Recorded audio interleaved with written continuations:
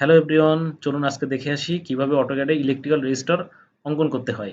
তো প্রথমে electrical register অঙ্কন করার জন্য আমরা একটা লাইন কমান্ড নিব। একটা পয়েন্ট সিলেক্ট করলাম, তারপরের হাইট দিলাম ধরুন 4, তারপরের কৌণিক ব্যবধান দিব আমরা 16 অর্থাৎ ট্যাপ 16, এন্টার। এই লাইনটা আমার হয়ে গেছে। এখন আবার নিচের দিকে একটা লাইন টানবো, যেহেতু আমরা প্রথমে 4 দিছি। এখন এই লাইনটার দৈর্ঘ্য নিব আমরা 8, ট্যাপ কৌণিক ব্যবধান সেমই থাকবে 16, এন্টার। অর্থাৎ এই লাইনটা হয়ে গেছে। এখন আমরা উপরের দিকে একটা লাইন টানবো।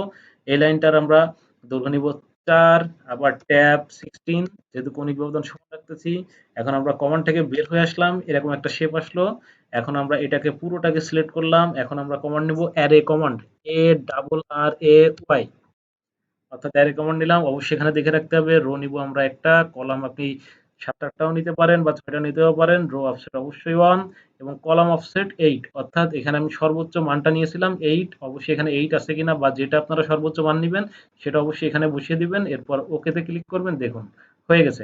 এখন জাস্ট আপনার কাজ দুই পাশে দুইটা এক্সট্রা লাইন টেনে দেওয়া, অর্থাৎ আমি দুই পাশে দুইটা আবার লাইন কমান্ড নিয়ে এক্সট্রা দুটো লাইন আমি টেনে দিলাম।